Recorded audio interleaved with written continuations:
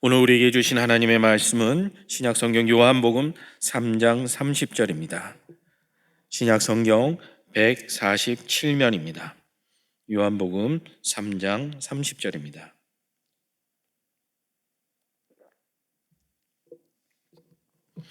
찾으셨으면 한 목소리로 하나님의 말씀을 읽겠습니다.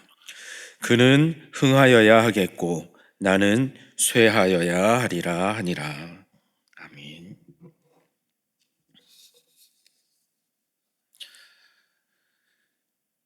설교를 하다 보면 수많은 설교를 목회자로서 평생 하게 되는데, 그러면 이제 걱정이 많이 됩니다. 과연 매 주일마다 새로운 소재를 가지고 더욱이 많은 성도들에게 은혜를 끼치는 설교를 할 수 있을까 걱정부터 앞서게 되죠. 근데 성도들의 입장도 마찬가지입니다. 설교를 들으면서 수백 번, 또 신앙생활을 오래 하신 분들은 평생 수천 번의 설교를 듣는데, 과연 그 설교들이 나의 삶을 변화시키고 내가 하나님을 붙잡는 삶을 살게 할까? 그 걱정도 이만저만이 아닙니다. 한 성도가 목회자를 찾아와서 묻습니다. 목사님, 제가 30년 동안 신앙생활을 하면서 수천 편의 설교를 들었는데 어찌된 일인지 하나도 기억이 나지 않습니다. 그러자 그 목사님이 이렇게 대답을 합니다. 성도님, 저도 평생 살면서 하루에 3끼씩 꼬박꼬박 식사를 했습니다. 그러나 어떤 밥을 먹었는지 어떤 식사를 했는지 기억은 다 하지 못하지만, 분명한 사실은 그 끼니들이 내게 영양분이 되었고 내게 능력이 되었고 오늘 건강하게 살아가는 이유들입니다.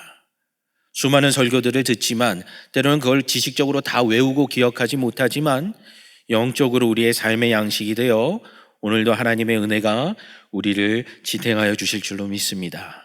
한 끼 식사와 같은 오늘의 말씀과 예배이지만 우리의 삶의 능력이 되기를 소원합니다. 복음서를 읽어보면 질문이 하나 떠오릅니다. 복음서에 등장하는 수많은 인물들처럼 저도 신약의 시대를 살아서 예수님을 직접 봤더라면 지금보다 믿음이 더 좋지 않을까? 예수님이 보여주시는 많은 기적들, 그리고 들려주시는 많은 귀한 말씀들을 들으며 내 믿음이 더욱 든든해져 갈 텐데, 그런 상상들을 합니다.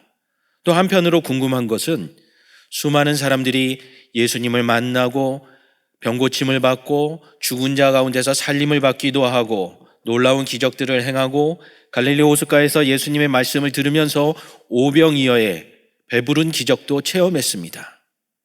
근데 성경을 읽다 보면 그 수많은 인물들은 점점점 사라져 갑니다. 놀라운 일들을 경험했음에도 불구하고 그들은 예수님을 십자가에 못 박게 되죠. 오히려 12명의 제자, 때로는 부족하기도 하고 선생 되신 예수님의 마음을 다 헤아리지 못하여 제대로 쫓아가지 못하지만, 오히려 그들은 끝까지 남아서 복음을 지켰고 교회를 세워갔으며 하나님 나라를 소망하게 되었다라는 것입니다. 다시 말하면 모든 사람들에게 복음의 기회는 주어졌지만 하나님의 일을 감당하는 것들, 예수 그리스도의 제자로 살아가는 것들은 소수, 부름에 응답한 자들에게만 주어진 하나님의 특별한 은혜였다라는 것입니다.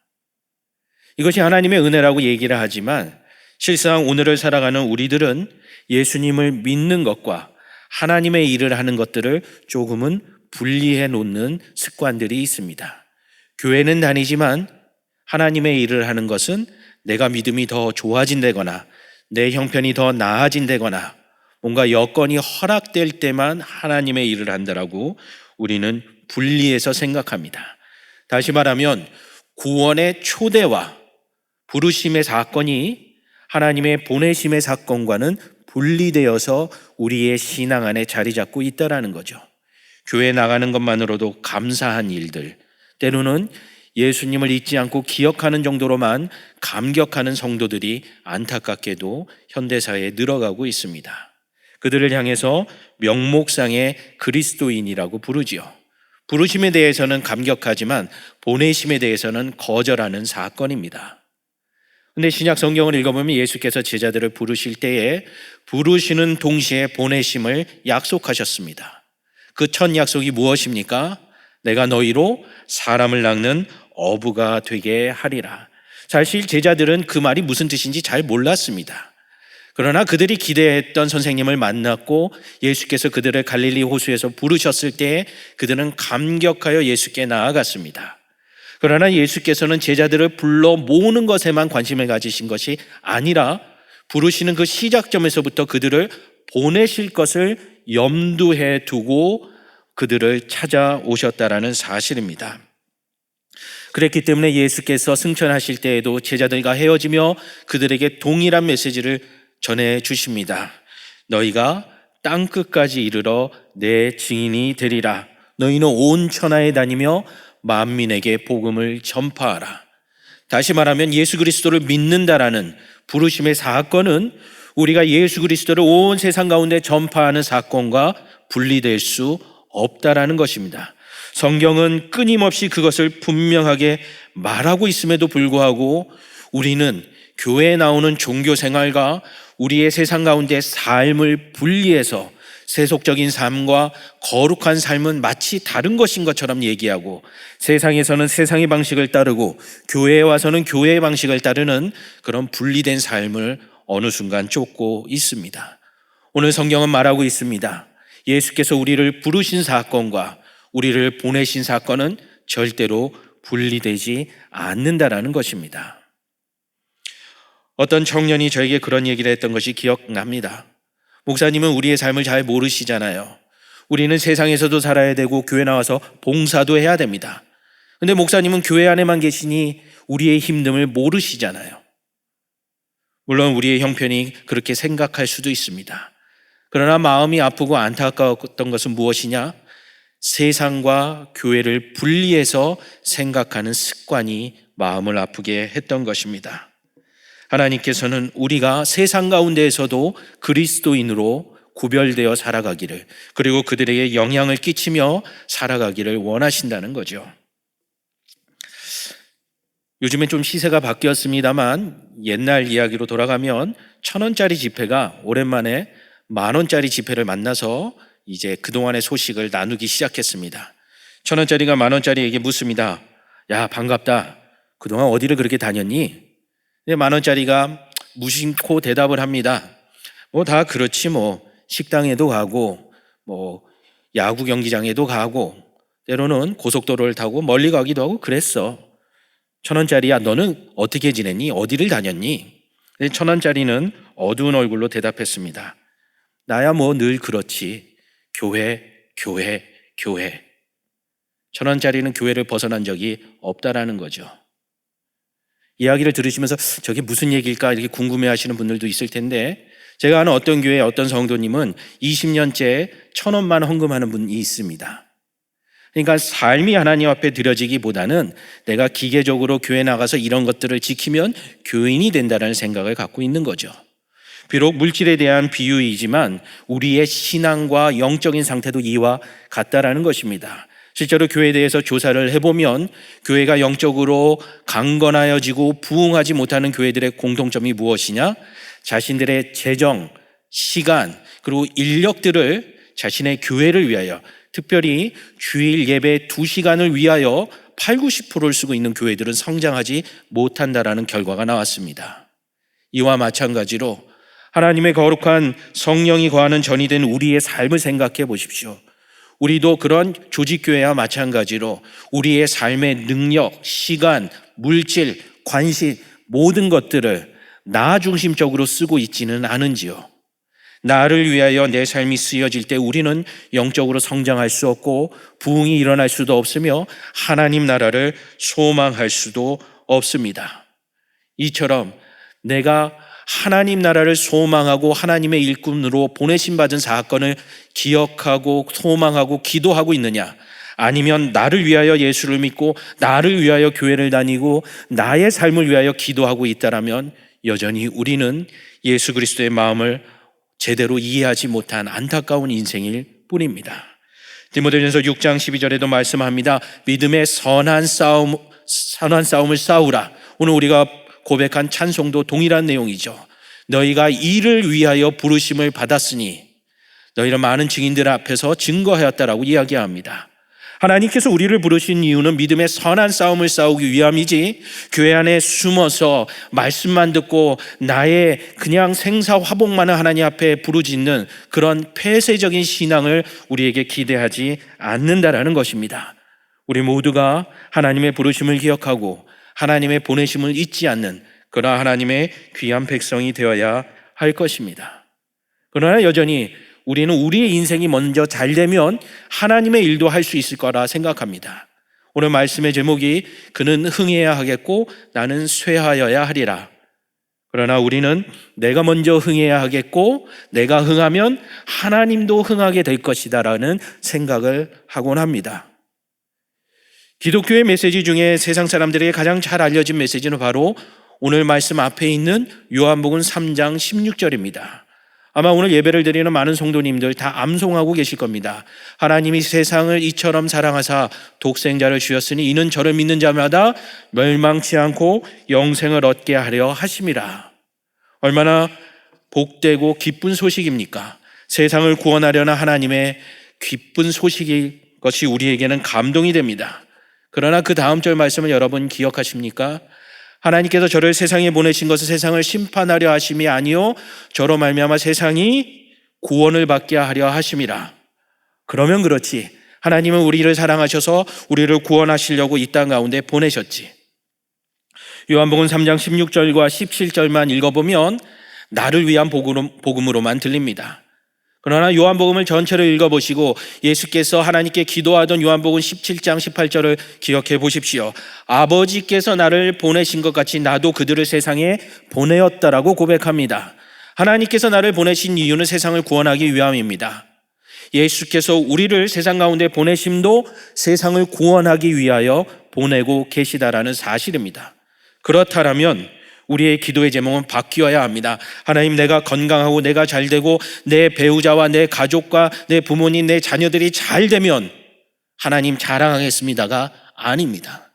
하나님 나라를 위하여 내게 공급하여 주옵소서.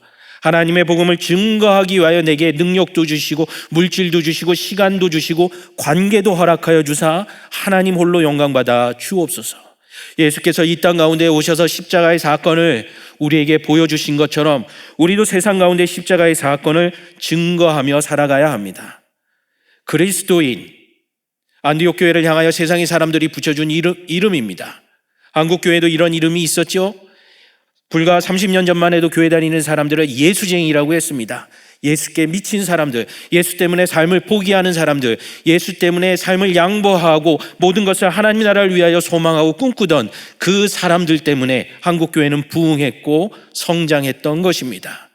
그런데 오늘날 우리의 삶 가운데 우리가 먼저 잘 되기를 원하는 그러한 생각들이 자리 잡고 있습니다. 그리스도인이 되기보다는 교인이 되는 것이 우리의 삶에 먼저 자리 잡고 있습니다. 교인이 되는 것이 뭔가 잘못됐다라는 생각을 하지 않습니다. 교인을 영어로 표현할 때 더 와닿습니다. 보통은 처치 멤버라고도 하지만 처치 고어라고도 합니다. 교회 다니는 사람인 거죠. 많은 사람들이 교회를 다니면서 예수를 믿는다라고 생각합니다. 코로나 시대를 맞이해서 각 가정에서 또 화면을 통해서 예배드리는 분들 잘 생각해 보십시오. 오늘도 나를 더 만족해야 하는 메시지를 찾기 위해서 여러 채널을 돌리지 않습니까? 이 교회 저 교회 설교를 들어보면서 내 생각과 같은 생각을 찾아 헤매지는 않습니까? 처치 고우어들의 특징입니다. 하나님 나라를 소망하기보다는 내가 먼저 흥해야 되고 내가 먼저 복받아야 되겠고 내가 먼저 잘 돼야만 하나님도 잘 될 수 있다는 논리를 어느 순간 가지고 있습니다. 그렇기 때문에 저는 목회자들 사이에 쓰여지는 목양이라는 말을 꺼려합니다. 목양은 마치 처치 고우어들을 잘 돌봐주고 그들을 격려해주고 기분 좋게 해주고 위로해주는 역할로 목회자의 기능이 축소되기 때문입니다. 물론 교회 나와서 신앙생활하면서 이런 것들을 기대할 수 있고 누릴 수 있습니다. 그러나 그것이 목적은 아니라는 거죠. 디모데서에도 나와 있는 것처럼 오늘 교회의 지도자들이 세움받은 것들은 성도들이 교회를 세워가고 세상 가운데 빛과 소금으로 살아가게 하기 위하여 양육하는 역할입니다. 때로는 호된 꾸지람이 있을 수도 있습니다. 때로는 듣기 거북한 메시지가 있을 수도 있습니다. 그러나 나 중심적인 신앙생활이 아니라 하나님 나라를 위한 신앙생활을 한다면 때로는 어려운 말씀도 우리가 들어야 하고, 때로는 받아들이기 어려운 이야기를 받아들이고 소망하며 살아가야 한다는 것입니다. 군사훈련소에 이러한 문장이 있습니다. 오늘 훈련에서 흘린 땀 한 방울이 전쟁터에서 흘릴 피 한 방울을 대신한다.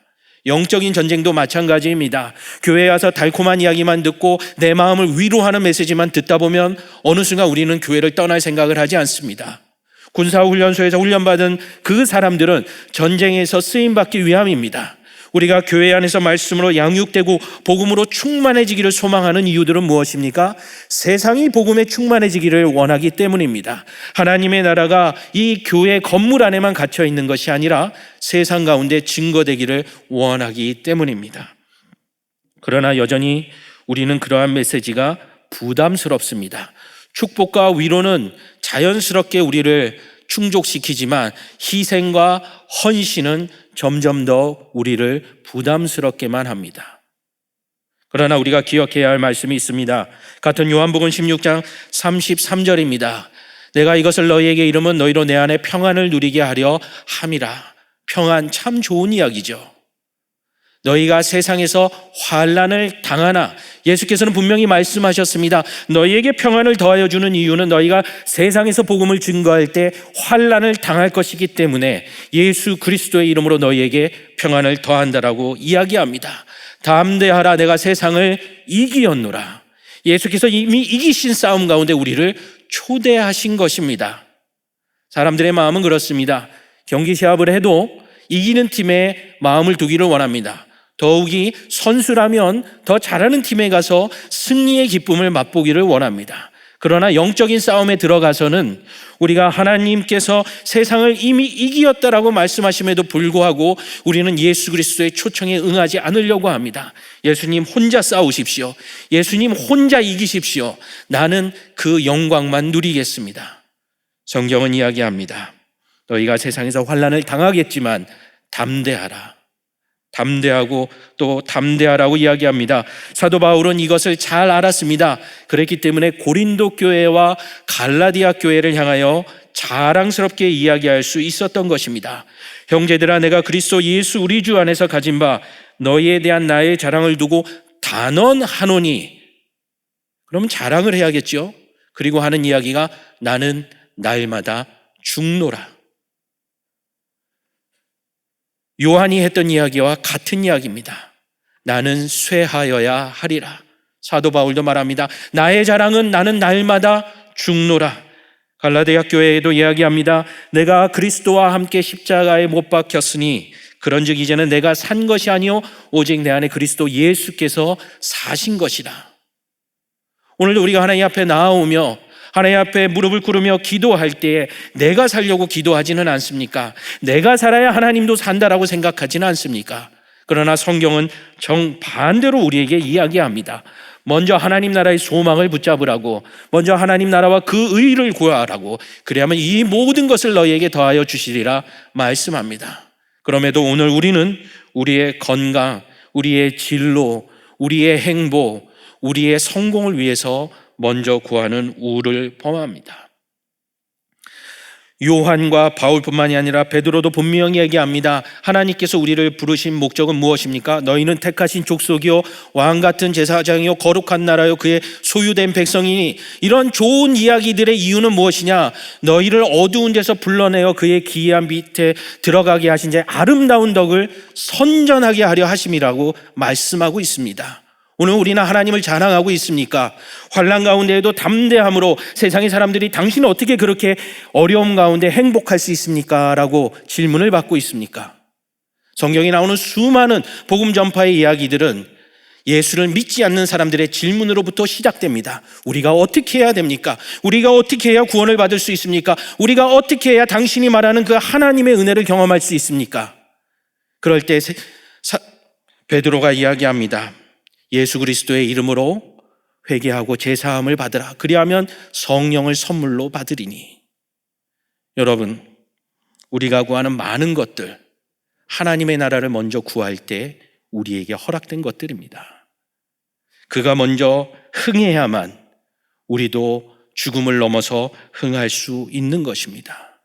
나의 삶의 목적들을 위하여 아무리 살아봐도 소용이 없습니다. 특히 초고령 사회가 돼가면서 교회 안에서도 노년층들이 많이 증가했습니다. 그 성도들의 마음 가운데 들려오는 소리들이 이런 것입니다. 목사님, 은퇴하고 나니 뭘 해야 될지 모르겠어요. 열심히 교회 다녔지만 이제는 지쳤습니다. 이제는 재정도 어려워지고 자녀들도 다 출가하여 점점 멀어졌습니다. 무엇이 내 삶의 목적인지 모르겠습니다. 그 끝에는 뭐가 있을까요? 하나님의 정하신 바 모든 인생은 죽음을 맞이하게 됩니다. 우리가 부와 명예를 추구해도, 성공을 추구해도, 관계를 추구해도, 물질을 추구해도 죽음 앞에서는 모든 것을 내려놓아야 합니다.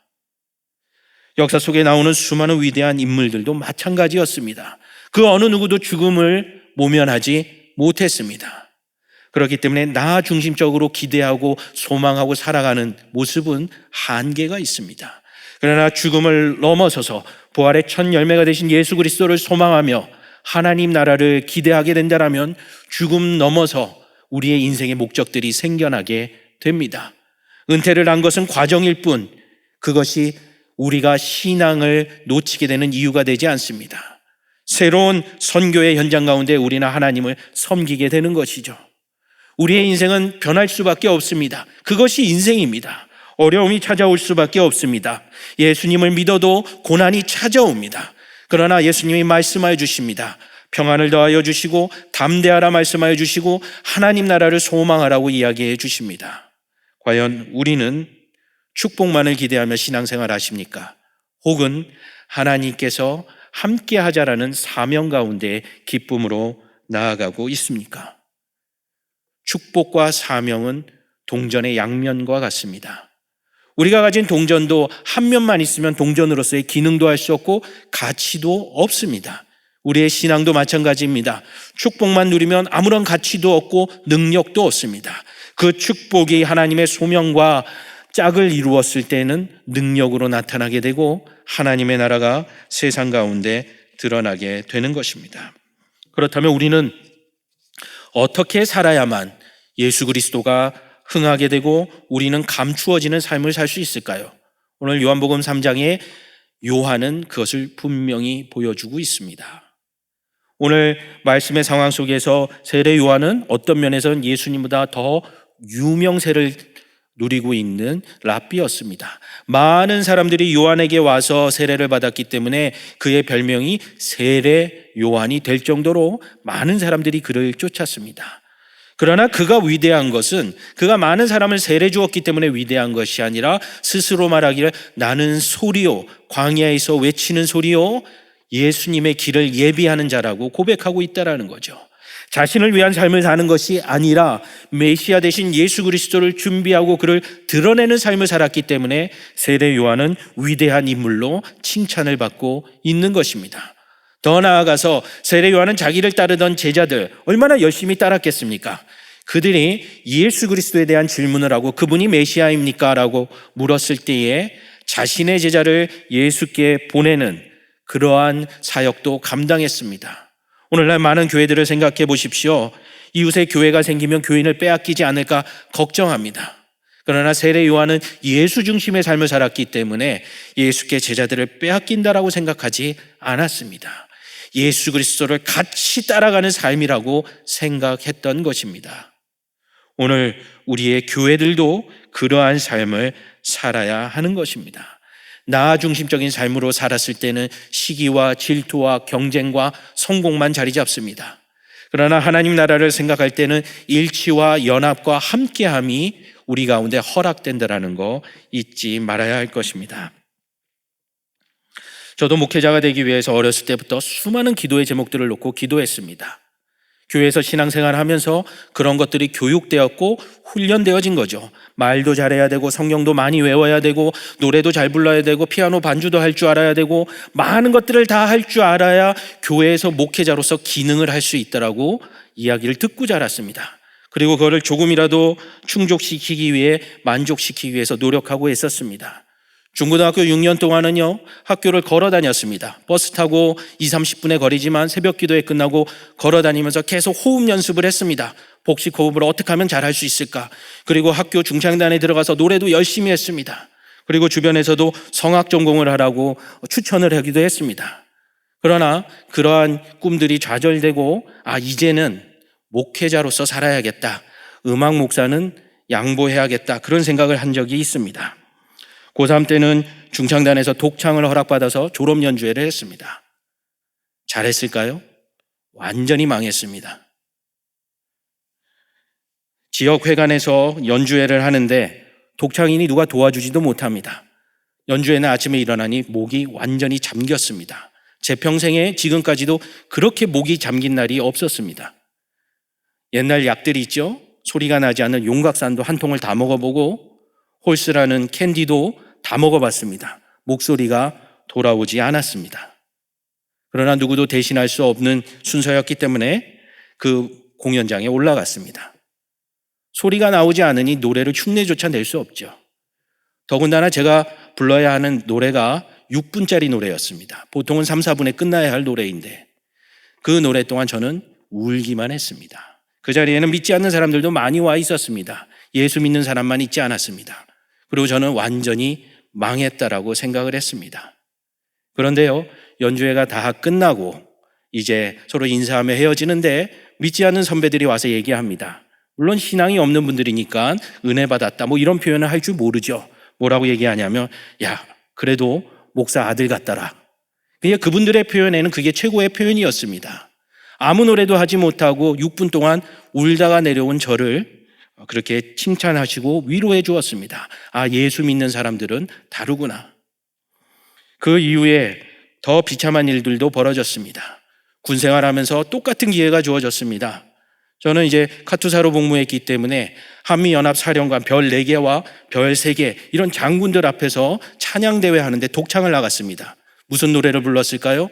고등학교 때 망한 그 노래를 똑같이 불렀습니다. 예수라는 찬양입니다. 근데 거기서도 그 노래를 제대로 부르지 못했습니다. 그런데 끝나고 장군들이 이야기합니다. 노래를 잘했는지는 모르겠지만 믿음이 좋은 건 알겠다. 그렇게 이야기를 해줬습니다.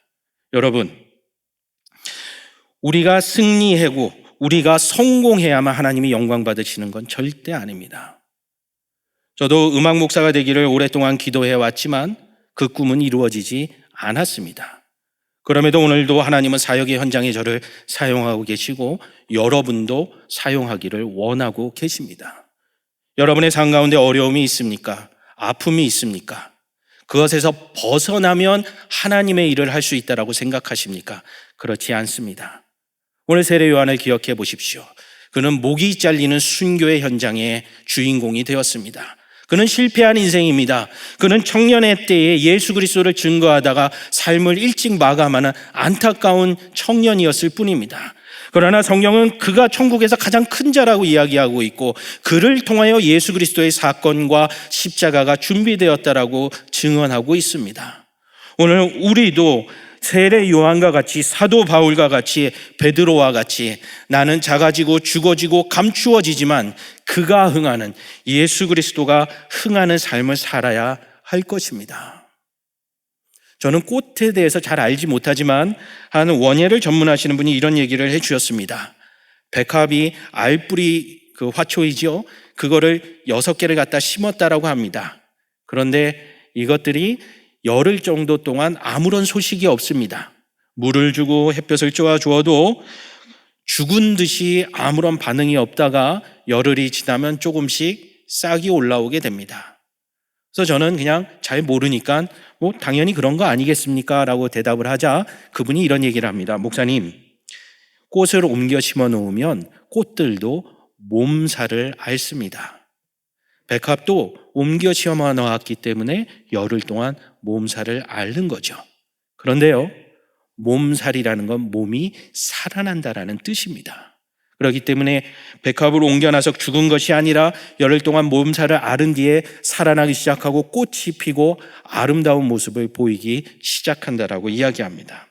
오늘 우리도 마찬가지입니다. 나 중심적인 신앙생활을 하다가 예수 그리스도 중심의 신앙생활을 하려면 영적인 몸살을 앓게 됩니다. 사단의 권세가 우리를 가만히 내버려 두지 않습니다. 우리를 방해하고 우리에게 거짓말하며 마귀의 권세 아래로 다시 도로 끌어가려고 우리를 괴롭힙니다. 그러다 보니 예수 믿으면 더 어려워질 때도 있고, 예수를 믿다 보니 환난을 당할 때도 있고, 교회 역사 속에서는 생명을 잃는 자들도 생겨납니다.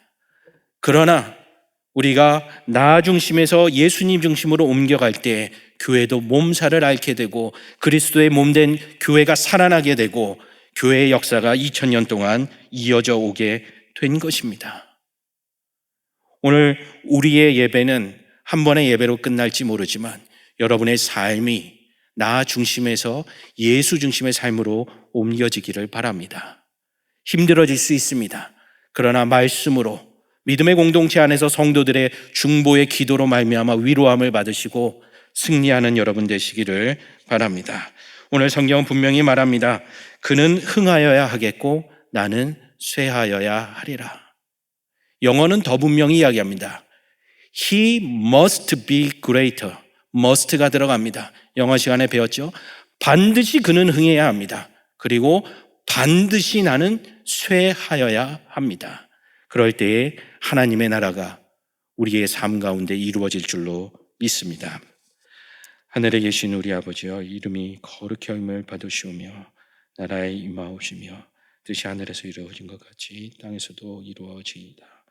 오늘날 우리에게 일용할 양식을 주옵시고 우리가 우리에게 죄 지은 자를 사하여 준 것 같이 우리 죄를 사하여 주옵시고 다만 악에서 구하옵소서. 대개 나라와 권세와 영광이 아버지께 영원히 있사옵나이다.